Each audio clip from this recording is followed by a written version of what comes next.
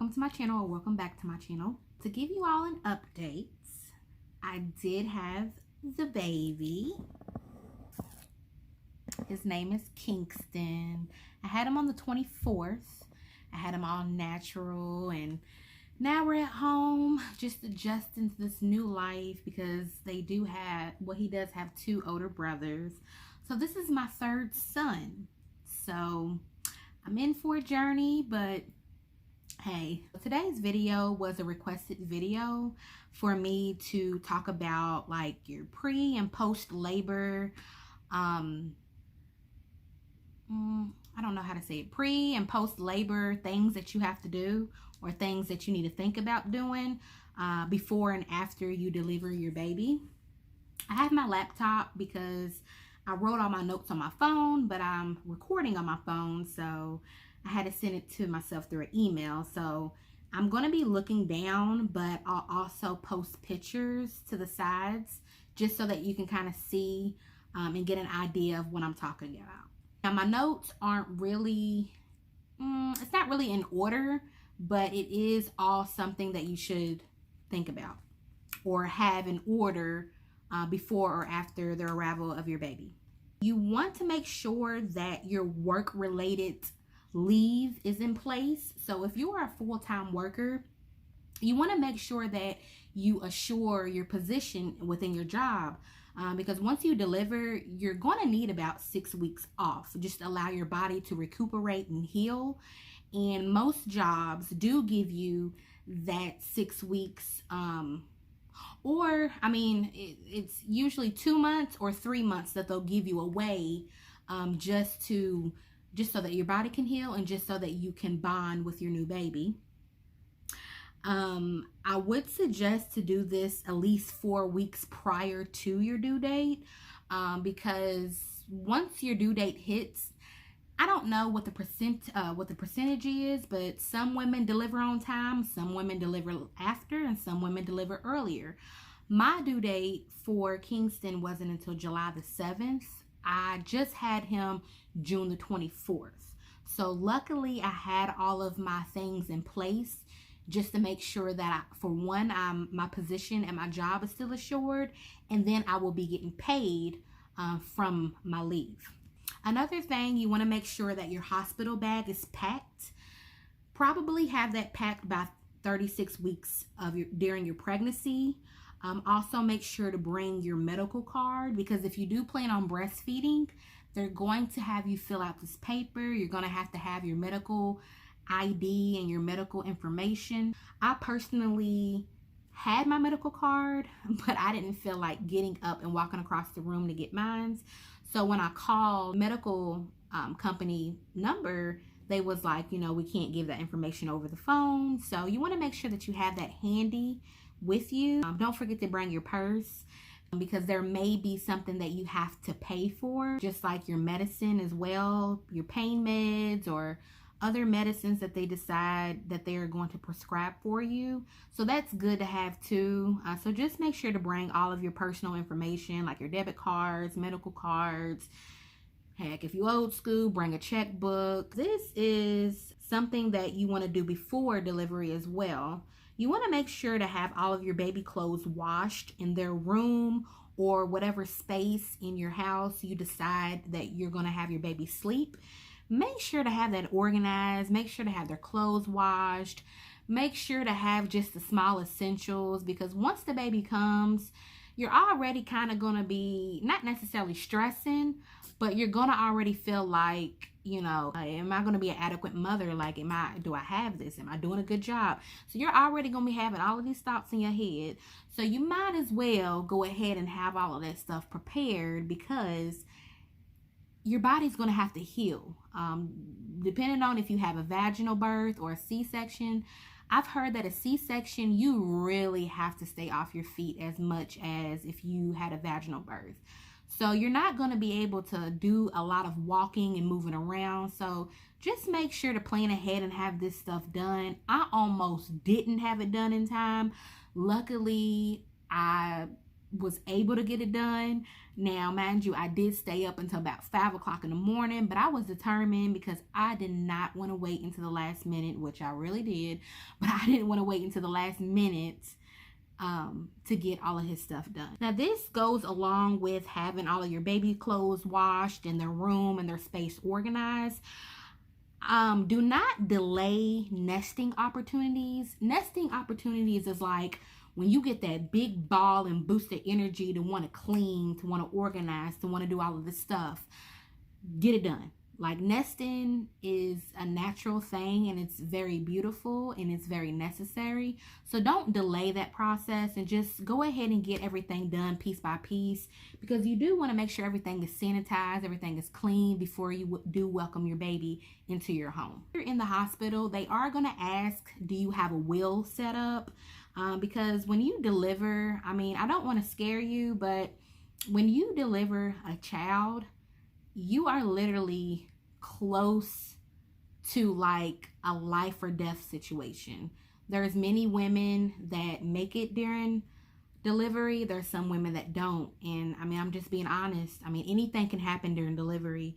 So, excuse me. So you want to be prepared. You want to make sure that just in case if something ever happened to you during delivery, you want it to already be set up for who will be taking care of your child, taking care of your home, taking care of your assets, and you want to make sure to have life insurance as well.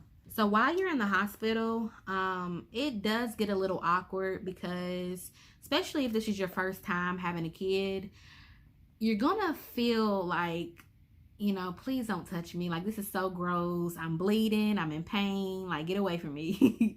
But the doctors and nurses are there to help. So don't feel ashamed or don't feel afraid to ask questions or feel any type of way if they decide to help you. And a lot of times when they help you, they're going to be in the bathroom with you, helping you change a bloody pad. They're going to help you take off your clothes, pull up your hospital underwear. They're going to be up close and personal. So just try not to take it personal and just accept their aid, because it is beautiful and you definitely need their help, and they're there to help. Also, after delivering your baby, the baby isn't the only thing you have to deliver. You will have to allow your placenta to come out as well. Your placenta, I wish I would have did my research. I don't know right on top of my head exactly what the placenta is. I just know that attached to it is like this extra skin, this extra thick layer where the sac was at in your stomach, where the baby was in.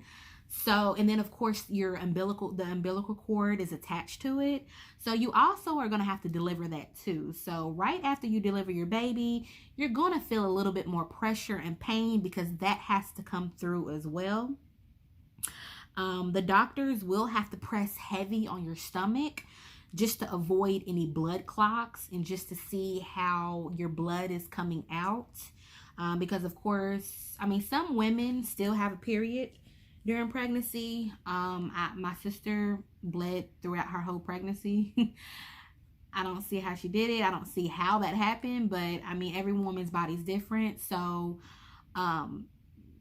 if you're one who did not bleed during your pregnancy, there's going to be a lot of blood that's going to come out regardless. So the doctor is going to have to press heavy on your stomach, and it's very painful, but it's very necessary. So just embrace yourself, because yeah, it does get up close and personal. It does get a little, I'm not going to say gross, because I mean, heck, we're women. We have periods. Blood is coming. I mean, heck, then yeah. So just embrace yourself. Because of the epidemic we're still in because of COVID, the doctors will only allow one person to be in the labor and delivery room with you. Now, I know without this whole virus thing going on, it used to be about 3 or 4 people that you can have. You just have to be courteous on who you're going to bring, because there can only be one person. That makes me feel bad for those who are first-time mothers, because of course you're going to want your husband or your significant other there. You're going to probably want your mom. You're probably going to want your close sibling, your best friend. I'm sorry, you can only be one person, and you got to wear a mask. Another thing to think about is to have a birth plan prepared. A birth plan is just a checklist, or just your preferences you have during labor and delivery. Like, do you plan on breastfeeding? Do you want to take meds for pain? Do you want your baby to be placed on your chest immediately after you deliver?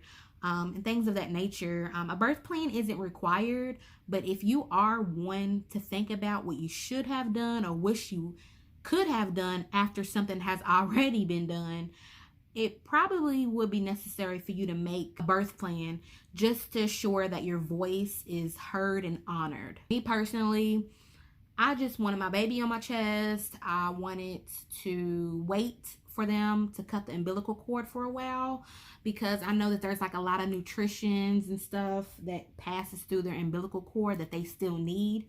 So those two were my requests. I also am breastfeeding, and I also did not want the epidural, so I did go natural. So those were just basically my 4 requests. And all of this ain't in order, so I'm kind of bouncing back and forth. After the baby, they are going to ask you what are your birth control methods. Me personally, I don't know. I don't know. Right now, I'm not on any birth control. I don't know if I plan on doing it. It's like, when you think about it, birth control is a good thing if you don't want no more kids. But then again, birth control is so not natural. It like defeats the whole purpose of what your body was made to do. But I mean, I don't know. It's up to you whether or not if you want birth control or not. That is something that they could do for you before you leave the hospital. So you want to have that thought about after you deliver. Once the baby comes, while you're in the hospital, please take advantage when your baby goes to sleep. I know that you want to be on your phone, be on social media, show off your baby, answer so many phone calls, but this is your time to rest, because, once your baby sleep, it's going to be time for you to sleep too while in the hospital. One thing I've noticed, I don't know if it's because of COVID, or maybe I just don't remember how often these nurses and doctors come in and out of the room. But I personally did not get a lot of sleep. I was kind of upset and grouchy because it was like every time I looked up, here come a doctor. But I know that they were doing their job. They have to check your vitals. They have to check your temperature, your blood pressure. Once again, they got to press on your stomach. They got to squeeze your legs, make sure everything's fine. And they also got to do that stuff with the baby. So the doctors and nurses is going to be in and out. Then, of course, they're going to be sending you food and stuff. So just try your best to get some rest, especially if your baby is one to stay up at night. Unfortunately, mine's is, which this is the first because my 2 other children slept throughout the night. So this is so new to me. Another thing, so if you are having a little boy, you want to think about whether or not if you are going to get him circumcised. After your baby is 24 hours old, they will do the procedure on your baby while in the hospital. If everything goes through well, your baby's penis will heal within the next week or so. But please just be prepared for the baby being a little bit more whiny, a little bit more fussy, and a little bit more so in need of you holding and comforting them. It is pretty painful for them and it looks painful, but they will give you Vaseline or any type of cream to use. They're going to have you put it inside the diaper and kind of go like this with the diaper just so that their penis doesn't get stuck to the diaper and make it bleed or make it get even more raw. So just have that in mind. And then of course, well, this is just something natural that every mother has to go through. Once they remove the clamp off of their belly button where their umbilical cord is, you want to be extra careful with that part too. So whenever you are handling the diaper after you put the Vaseline on, make sure to fold the diaper over just so that it's not getting attached to their belly button either. They won't be able to take baths yet, so you're gonna have to give them little quick wash ups until that belly button dry, nasty looking piece falls off. Another thing, which this is pretty self-explanatory, just make sure to bring your phone charger. If you are one that uses your phone for calendars, for reminders, make sure to bring your charger. Don't forget your phone. If you don't really do that on your phone, make sure to bring a physical planner, because there are going to be dates that you're going to have to remember. They're going to have you schedule appointments. They're going to have you well, they're going to give you your baby's birth certificate, but within a certain amount of days, you are going to have to call the state or something like that. I don't know if I said that right, but you're going to have to call a number, and you're going to have to pay for their certified birth certificate and stuff. And there's just certain time frames that you have to meet. So you want to make sure to have it all written down, or unless you're somebody that can remember on top of their head.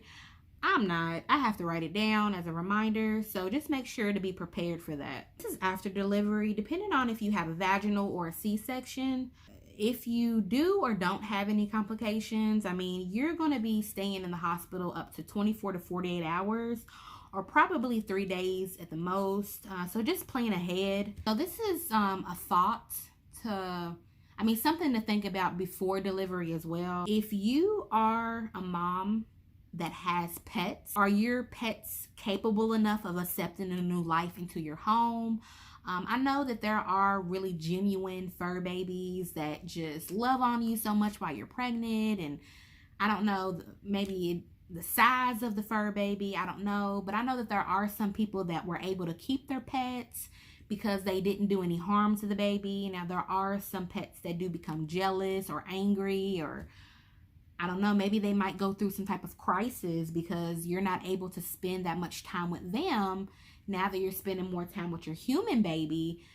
You know, it's just something to think about. I know that probably hurts because your fur babies were your first babies and you don't want to get rid of them, but sometimes women have to make that sacrifice to get rid of your pets. I would suggest to research that topic as well.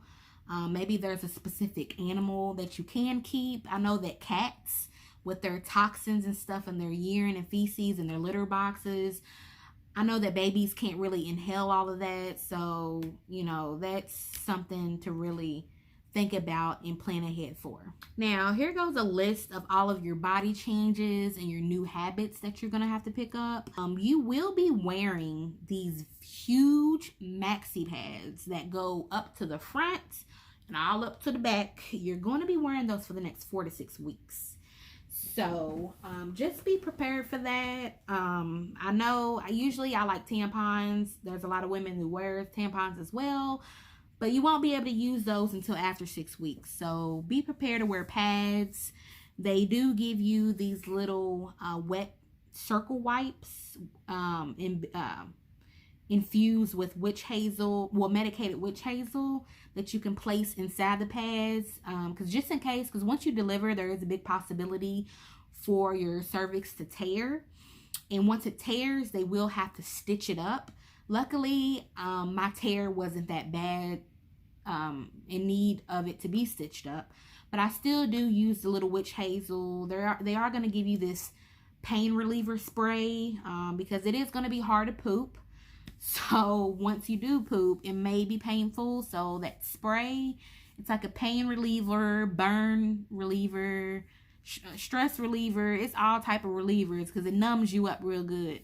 So you're going to get that spray, and then you're going to get some type of cream as well, just to heal that spot. Another thing too, if you're married or if you're somebody with a high sex drive, which I'm not condoning to fornication or anything, but there cannot be any sex until after 6 weeks. So keep that in mind. There are women that can't hold it off and decide to do it, and then when your 4-week checkup comes up, you're pregnant again. So listen to the doctors and keep your panties up for 6 weeks, okay? All right, so when you're using the bathroom, they are going to give you, I don't know the specific name they call it, but it is a spray bottle that you're going to have to fill up with warm water, whatever type of water of your preference. I I personally like warm water. It feels good.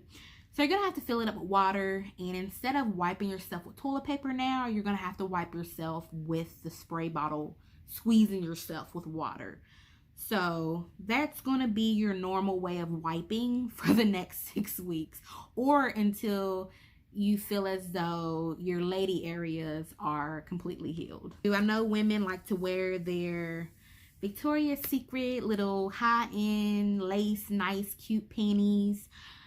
No, let's hold off on that. For the next 6 weeks, you are going to have to wear cotton and underwear. Probably you might want to get a bigger size or two just to give you enough room for them big pads you're going to be wearing. So, just plan ahead of that. You don't want to have too tight underwear on. It's extremely uncomfortable, I could imagine. I personally asked for the hospital to bring me some more of those underwear. Easily just throw them away when you're done instead of getting blood on your regular underwears and just messing them up. So last thing that I have, which I'm pretty sure there's probably more things, more pre and post labor information to know or to have in place. But these are all the things that I could think of, or things that I could remember, or things that I personally just now experienced after having Kingston.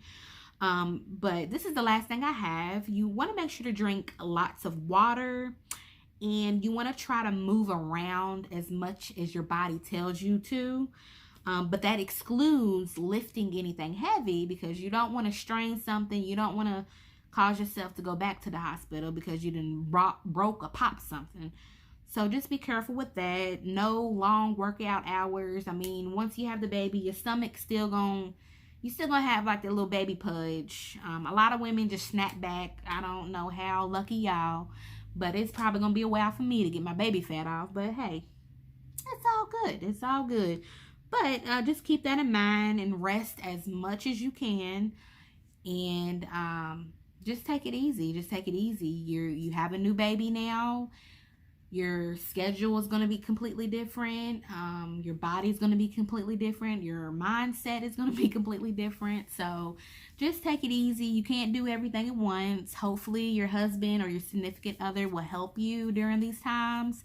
So just take advantage of that. All right, guys.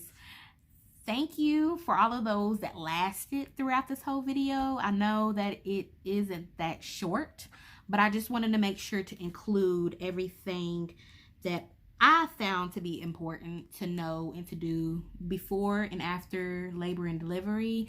Because this was a requested video, I just wanted to make sure to get down the important things. Now, like I said, I may have forgotten something. Please post it in the below comments of anything that maybe I have personally left out in this video. But if you found this video useful for you, please give it a thumbs up. Make sure to subscribe and click the bell button so that you don't miss out on any of my future videos. Thanks for watching.